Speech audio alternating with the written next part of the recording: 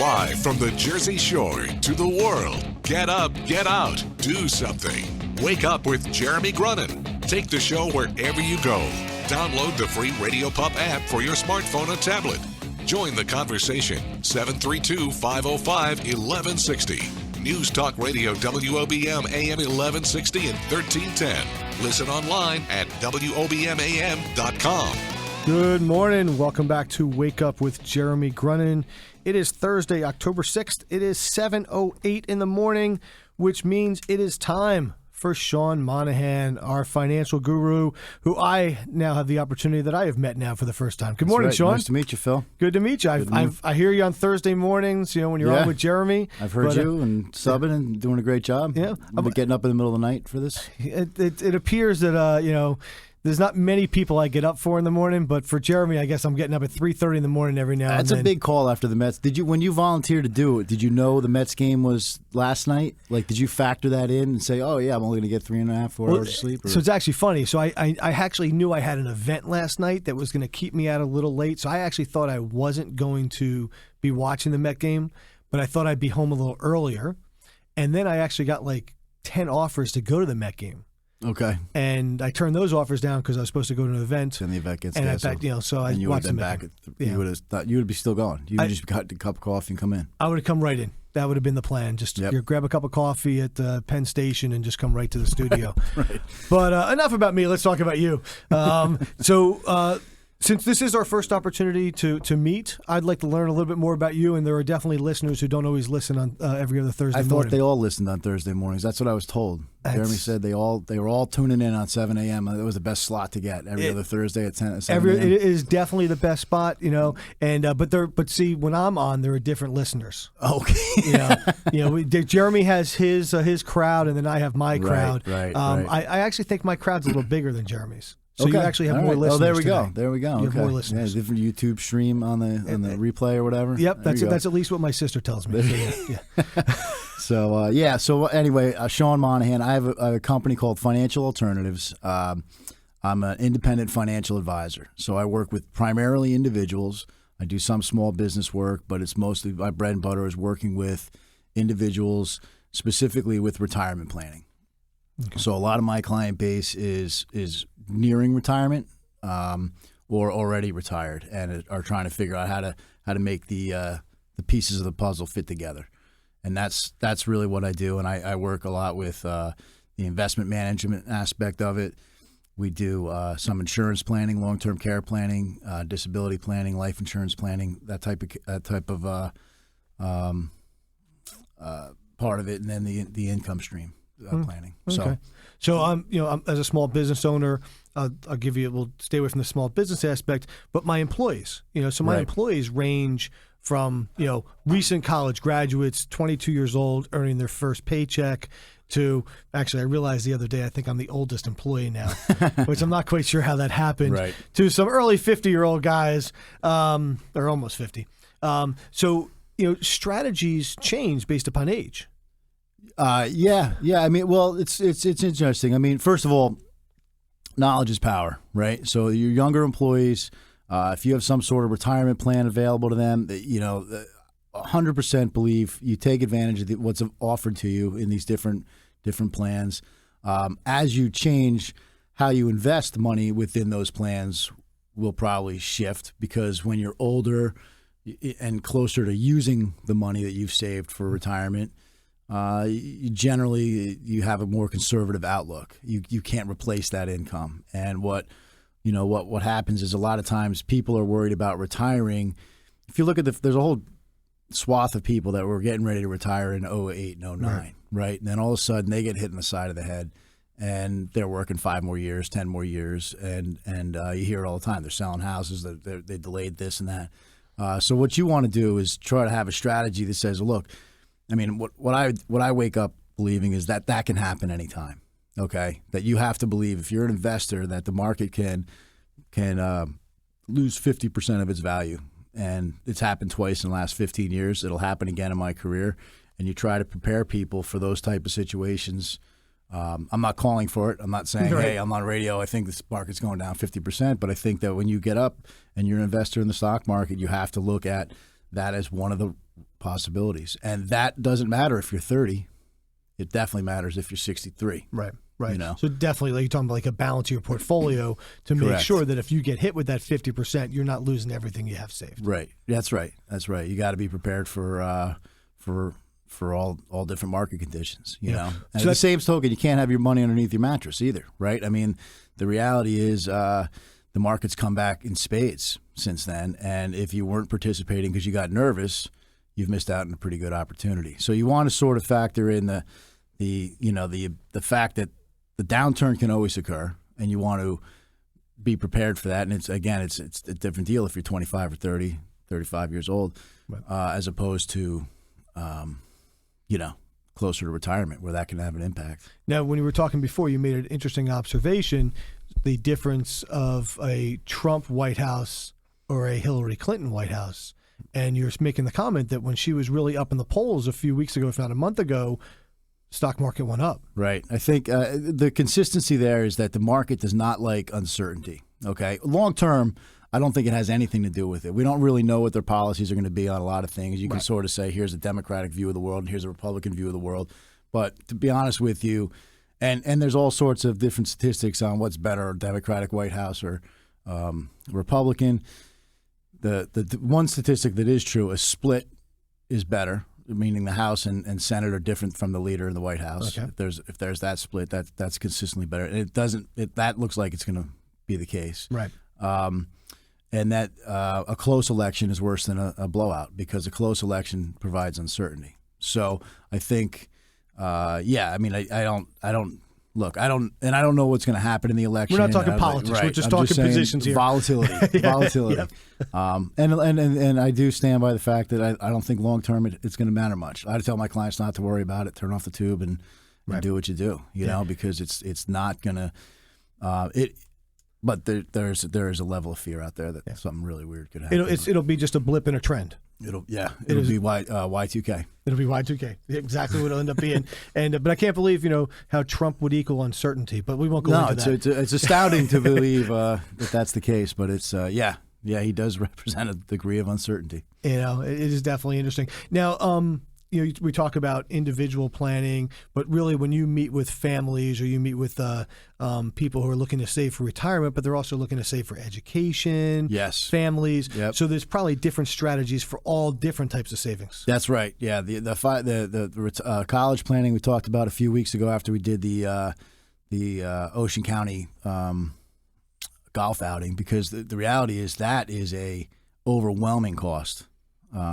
My daughter's a freshman in college right now. You don't have to tell me. Where's she go to school? She's at Appalachian State Okay. in Boone, North Carolina. Yeah, no, it's when I first started, I had friends that started having kids. I used to show them these projections of what college is going to cost and how much you would have to save in order to pay for college. And I stopped doing it. It stresses people out when you see and then it's God forbid your kid can go to Harvard or Princeton, because you can't sleep. Right, and again, you're talking about college savings for the cost of college.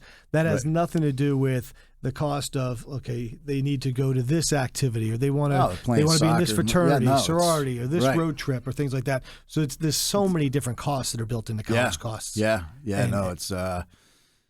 got to be astounding. I mean, it is astounding. I'm at the other. My oldest one's 12, and I've been thinking about it for years, but it's certainly, every once in a while you pop up in the middle of the night, you say, "Whoa, how's this going to work out?" I will tell you, I pop up every morning and I think about how this is going to work out as the next payment is due. See what those 25 employees are doing and making sure that I need to make sure they're 100% productive every day. Yeah. So we are going to have to go to break. When we come back with Sean, we want to dig a little bit into this New Jersey estate tax. Yeah, I think it's worth talking about. And what is going to happen in New Jersey if this does disappear come Friday's vote in the state Senate. Yep. Back in a moment. Wake up with Jeremy Grunin wherever you go. Download the Radio Pup app for your smartphone or tablet. News Talk Radio WOBM AM 1160 and 1310. Good morning. Welcome back to Wake Up with Jeremy Grunin. Sean and I talking offline there. We better stop. There's a lot of stuff there we don't want to tell everybody. But no, we are here with Sean Monohan, the financial guru. We're continuing to talk. And when we went to break, we threw out there that if this gas tax bill is signed on Friday, one of the small print on the bottom is the elimination of the New Jersey estate tax. Tell us a little bit more about that and who it'll affect. So the New Jersey estate tax affects everybody with more than $675,000 of assets, right? So we have the lowest threshold in the country, and one that hasn't been adjusted upward for over 20 years, I believe. I'm not sure exactly on the details of that, but what it does is it, when you pass away, if you have more than that 675, you pay, your kids or your estate will pay taxes on that amount. So if you have $1 million, you would pay taxes on $325,000, which I think can be like 15%. Right. So it's a big number. And our bordering state of New York recently adjusted theirs upward to match the federal threshold, which is like $5.5 million now. And there's the federal threshold they changed a number of years ago, and that's going to go up every year. So the estate tax, in theory, is meant to capture the wealthy and sort of address some of this just ability to pass money and assets, businesses, and so forth down to their kids without any taxable implications. So they implemented it, but it's really meant for the wealthy. And a threshold of 675, frankly, it captures, you got a house and a car and anything. It's not that hard to reach that threshold. It's not the wealthy of the wealthy. It's people who just own one It's thing. a lot of middle class, yeah. And so what I think people are doing is they're looking to move to Florida. They spend 6 months of the day down in Florida, and my folks are up in Bergen County. Rockland County's right across, right 5 miles away. You can go buy a house over there and save yourself millions of dollars potentially if you're. So for whatever reason, it hasn't been talked about a lot. Even including it in this bill. Here's my newspaper. It's simply just the bottom line. Like, they're going to eliminate it. And so what they're talking about doing is raising that 675 threshold to $2 million next year. And then, so for 2017, it would go to $2 million. After that, it would just be eliminated completely. I don't know specifically how much revenue that means to the state. I mean, it's got to be pretty significant. I think you have to weigh that with the long-term implications of more people want to stay in the state, I guess. I don't, So hopefully the thought is that people, won't move down to Florida. They'll stay here and get the same tax shelter. Yeah, that's right. I think that, sorry. It's time for my kids to get up for school. Okay. Wake up. All the Monahans, wake up this morning. Let's go. Get up, get out, and get to school. And but so basically, I mean, I guess the thought behind it is probably the fact, let's keep more people in New Jersey. Yeah, I don't know why. Again, and that's why I don't get why it's not more talked about more. It's a tax cut for most people here. I mean, for a lot of people in the state. I don't know about most, but it's a lot of people, and a lot of people with money that would typically look and say, "Hey, maybe we should spend. If we got a place in Florida, we spend 4 or 5 months there anyway. Why don't we just spend a little more time there and save our family, hundreds of thousands or thousands or potentially millions of dollars." That'd be interesting. And it's interesting, too, to me, because I always say that people in my generation, I think we're almost close to the age in our generation. I don't think we're going to have 2 homes, 3 homes, 4 homes. So I don't know if I'm going to be ending up in Florida. I think I'm going to be ending up at the Jersey Shore. Yeah. Which I'm and happy now the about. estate tax has been eliminated for you, so you might benefit your kids a little bit. Benefit my kids, though. Not for nothing. If I leave them anything, I'm going to spend it. It's all going to be gone. When we come back after the news, we'll continue with Sean Monahan. Back in a moment. Coming up next, the latest from WOBM News, the Town Square, New Jersey News Network, and Fox News Radio. Wake up with Jeremy Grunin. News Talk Radio, WOBM AM 1160 and 1310. Live from the Bob Levy Broadcast Center, overlooking the Toms River. It's time to get up, get out, do something. Wake up with Jeremy Grunin. Be a part of the show. 732-505-1160. News Talk Radio, WOBM AM 1160 and 1310. Listen online at WOBMAM.com. Good morning. Welcome back to Wake Up with Jeremy Grunin. It is 7:35 on Thursday, October 6th. It is a beautiful day in downtown Toms River, so make sure you get up, get out, and do something. We're continuing our conversation with our financial guru, Sean Monohan, and I'm very thankful that unlike going to the doctor's office, I don't get charged by the half hour. Otherwise, I'd be out money already. But no, I'm quite certain that Sean is willing to meet with anybody and talk about financial services. And so we've been talking a little about that offline. But you threw something out as we came back online. Talk about Warren Buffett. Right. What's Mr. Buffett doing these days? I'm not sure what he's not saying what he's doing. What I do know is that what did I get this here? This was 8 years ago this week that he wrote his op-ed article and said, "Don't bet against America." I don't know if you that was October of 2008. Yep.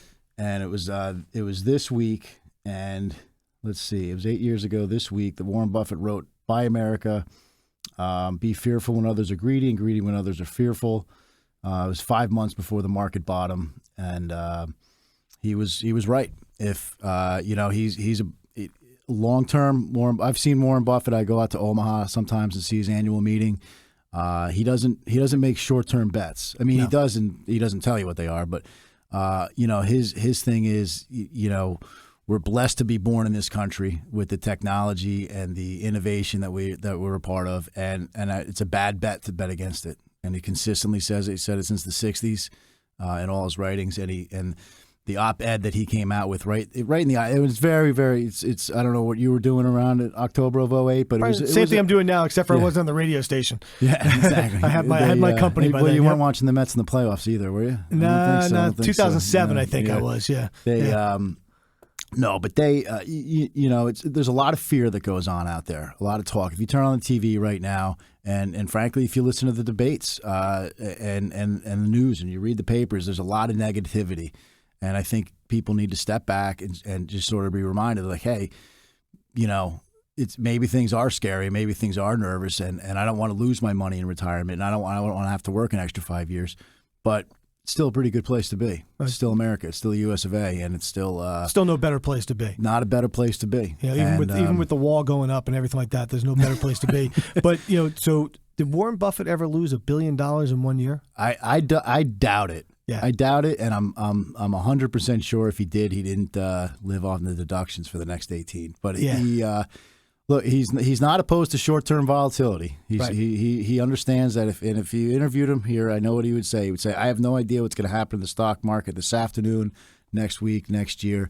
But he made some big bets in 2008, and he said people are nervous, and this is when you can make a good deal, and. And he wrote an article. I still have it actually in my office that don't bet against America. Yeah, and he's one of those people. Warren talks, people listen. Yeah, and he's a long-term bull, and he's critical of a lot of the shenanigans that go on on Wall Street and in D.C.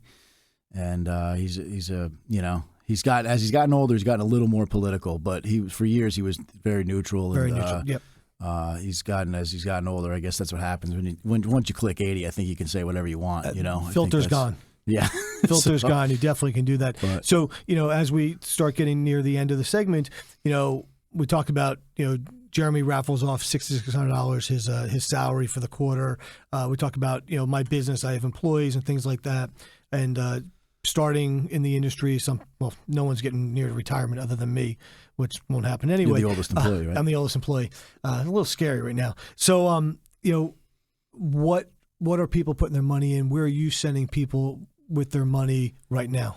Well, it all depends on the situation. So I don't have like an obvious oh, you got to do this or you got to do that. I still long term believe the stock market is a great bet. I think that it's a great place to grow your wealth. Always has been in America, but you have to grapple, understand the short term volatility that can mean, and that can be nervous, and you have to be able to accept that. I don't think I'm very good at, and I don't think anybody is. And if anybody, you turn on the TV and they say, here's what's going to happen in the market, they don't know. Yeah, they don't know. Probably if they did know, why would you be on TV talking about it? Why wouldn't you just be making your little decisions and moving on? Probably the worst thing for people in your industry, and probably for you, are these things. I'm holding my cell phone up right now, and then you download the stock market app, and the stocks that you own, you see come up that day. Oh my God, it's down 50 cents. What have you got me into? Yeah. But it's really about being in there for the long. It is, and I think that's how a lot of what I do is behavioral, talking to people about not avoiding mistakes and making decisions that people get nervous and then they pull back. They don't want anything. The people that got hurt in 08 and 09 are the ones that they cried uncle. They got out of the stock market and they've watched it triple. They've watched it triple since 09. And if you did that, you missed out on a good opportunity. So you want to have it balanced. And I still do believe it's for your younger employees, it's a great time to be investing. Yep. Short term, who knows? We're at the all-time highs or hovering around the all-time highs. There is an election. That makes people nervous. But you have to be able to deal with that and understand it and recognize it for what it is. Because I don't think, in 5 years or 10 years, it'll make a difference. Yeah, I remember almost 30 years ago now, when I first got my first job and they sat down with the human resource person and they said, you got to get into the 401k.